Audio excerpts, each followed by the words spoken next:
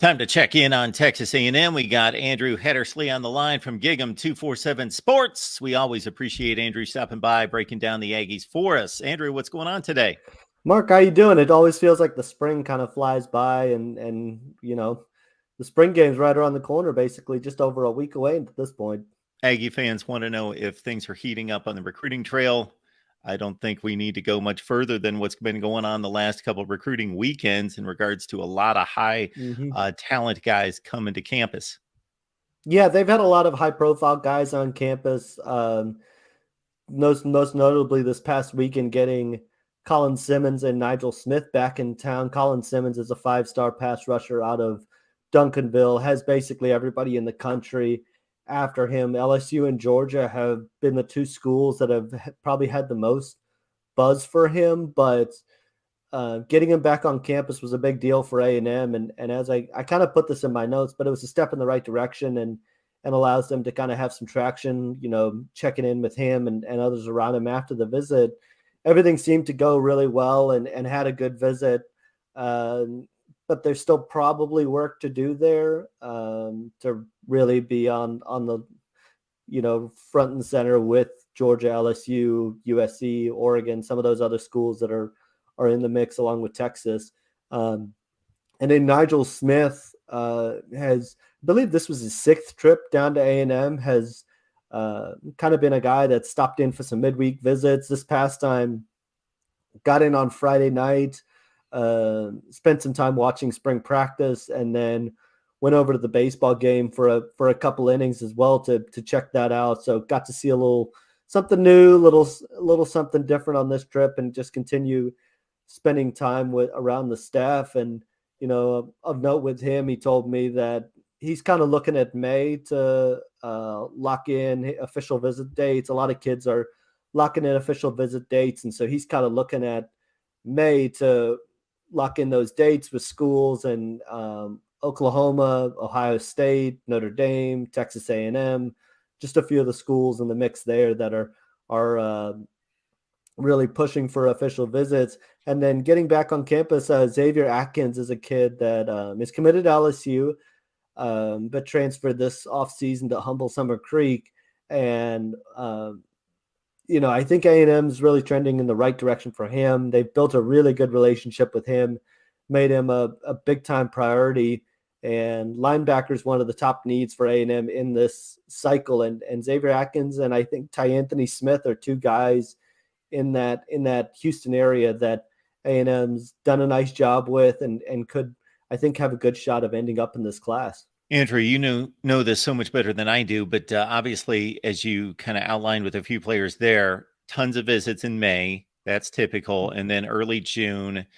Is it around maybe 3 to 4 weeks after that big wave of recruiting visits over the May and June period that you get a feel for whether this is going well or maybe not where it needs to be? That maybe the July, August area is the first time to really make sense out of it and say, okay, well, they need to step it up, or this is going to be a good class. Yeah, I think that's about right. There's a lot of opinions one way or another now about, recruiting. Some say recruiting doesn't matter until November with the early signing period and NIL and all that sort of stuff. I'm not sure I agree with that point. I think, to your point, I think a lot of kids nowadays take spring visits, kind of start to get a good feel for maybe what are the top 4 to 5 schools that they're really keen on. And then, those official visits really start in June, and those are huge weekends. There's a lot of kids who jam all their official visits basically into June, take some time early July to kind of mull things over, and then want to get a decision out the way by the time their senior season gets underway. For a lot of kids, that's mid to late August. And so I think you're spot on that by mid to late August, you start to get a good feel for whether a class is trending in the right direction. Now, I will say the feedback from the visits this spring has been very positive, and I know A&M's made some changes around visits to try to, make them more exciting and bring to life the 12th man a little bit more, and they focused a little more on pictures and making sure these kids have fun with those pictures and the culture and around and have some time around the staff. So I think they're trending in the right direction, but no question the next couple of months are really important because this was kind of the time at this time last spring. A&M looked to be in a really good spot for a lot of kids. Um, and then the summer months came by, and a lot of them ended up heading elsewhere or ended up trending elsewhere and deciding later. And so I do think these are really these are kind of crunch time the next couple of months through June, when the dead period hits, because then July, and basically you get 1 week in late July to host kids, but from mid-June to basically the beginning of the football season, you don't have a ton of opportunities to host kids. So by June, you need to be in a really good spot. Andrew, here comes another probably way too early question to tell, but Mhm. University of Texas coming to the SEC, and they've already had such good recruiting classes regardless that the impact is going to be, I would think, minimal, at least in the recruiting rankings, because they can only go so high. But do you think that there will be or has already been an impact of Texas going to the SEC helping them in any way?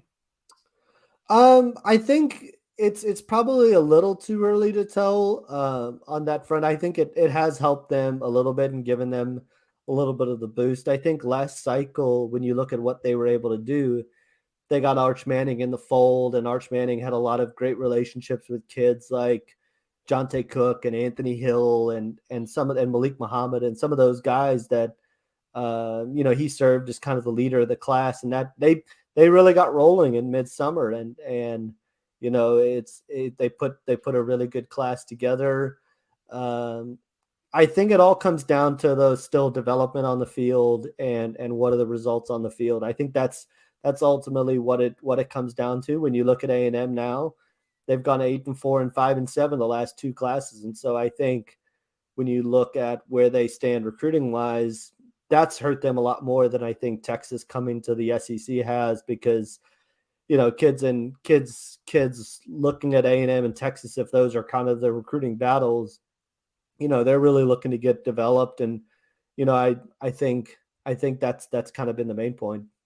One of them's gone 8-4 and 5-7. The other one's gone 5-7 and 8-4 in the regular season. So there you go. I'm sorry, Andrew. There might have been a I lag was gonna, there. Go ahead. yeah, I was gonna say with Arch Manning that once you kind of get that leader of the class and kind of that buzz, you start to sell that momentum, and they did a nice job capitalizing off of it, really. Absolutely. We got Andrew Heddersley here, Gig'em 247 Sports. Get on over there. Check out Andrew's work covering recruiting for Texas A&M, and we want to talk some spring football as well. 10 practices in. April Mhm. 15th, the date to check out the Aggies. I believe that's an SEC Network Plus, so you got to watch that online. Correct. That seems to be where the SEC Network's going with all the spring games this time around. Gonna So look the a little Aggies, different this year too.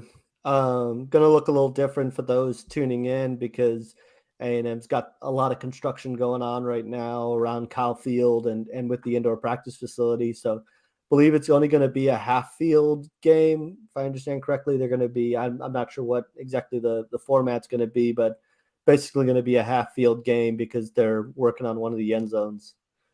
okay, that should be intriguing. They're going to have to, yeah, um, keep spinning the offense around to go in one direction, I guess. Yep. All right. When we look at what you've been able to gather thus far, what have been some of the standout notes and storylines? Yeah. So, the offensive line, I think, is still one of the big concerns. A&M's been banged up along the offensive line this spring or had guys out, especially at the center position. I think that was a position A&M was really looking to maybe see some improvement this spring, but Bryce Foster is away from the team with track. He does track in the spring, so he's not with them. And then Matthew Wyckoff has been out for the spring as well, so haven't had him. Um, Trey Zune was a starting left tackle last year. He has not been in the spring. And then Evan Stewart, it doesn't sound like there's a ton of concern there. Got injured in spring practice at receiver, but sprained ankle, and it was pictured in a boot, and didn't sound like there was a ton of concern there from Jimbo Fisher. But I think A&M feels pretty good, obviously, with what they have with Evan Stewart. As for the early returns, I think all eyes were kind of on Tony Grimes and Sam McCall at the defensive back spot. Obviously, those were the two transfer additions in the secondary, and have been really positive reviews there. The defensive line has impressed and had some buzz at times this spring with, being able to generate pressure and getting Gabrielle Brownlow-Dindy full go certainly helps. McKinley Jackson, Shamar Turner, they've just got a ton of depth there, and that's really been one of the big things. Walter Nolan came in, really slimmed down, and has been another guy that I think the staff has been really pleased with this spring. And then in terms of the offense, we haven't been able to see much because we only get 15 minutes of media availability. But I think that's going to be one of the big things people are looking at when the spring game takes place next week.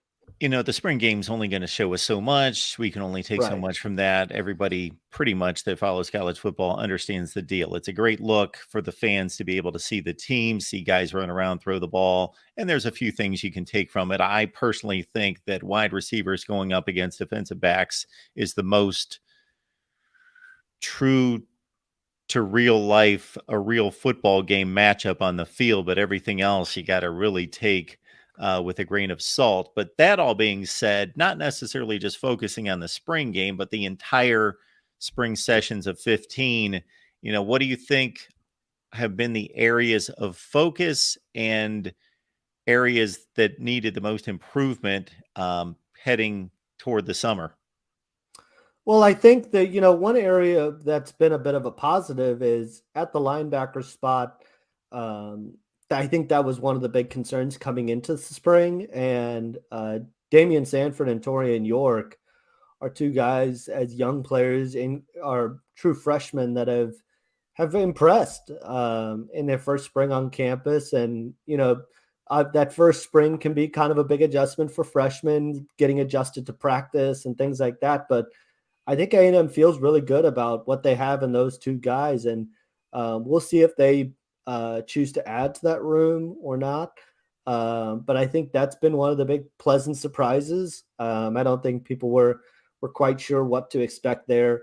The offensive line, I think, is going to continue to be the question mark, and I think that's when fans kind of look at that area, that was probably the worst area from an A&M standpoint last year. Everybody kind of talked about the quarterback play, but I don't think they got a lot of help up front with guys like, they just had, injuries and lack of production and just a whole bunch of issues. And so with their top two centers being out this spring, to your point, I don't know how much you're going to be able to take away from the spring game with Bryce Foster and Matthew Wyckoff not being there. It's going to be an opportunity for some of the young guys. I think Cam Dewberry has continued to kind of impress at one of those interior guard positions. Chase Basantis is another true freshman that's got some reps at first team right tackle, as A&M's kind of moved Ruben Fothery around. So that would be really encouraging news for A&M. But I think the offensive line is still going to be a major question mark heading into the fall, and it's a group that needs to play better. There's no question about it.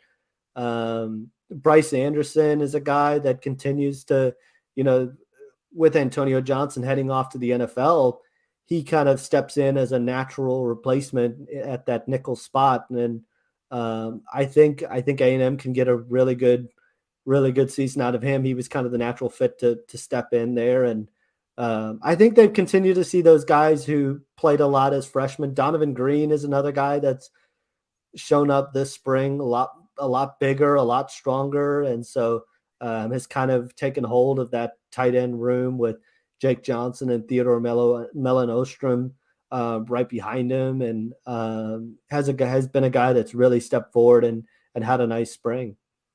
Seems to be a pretty obvious connection we can make over and over and over. When there's a really talented team that had a disappointing season, there are issues on the offensive line. Yep.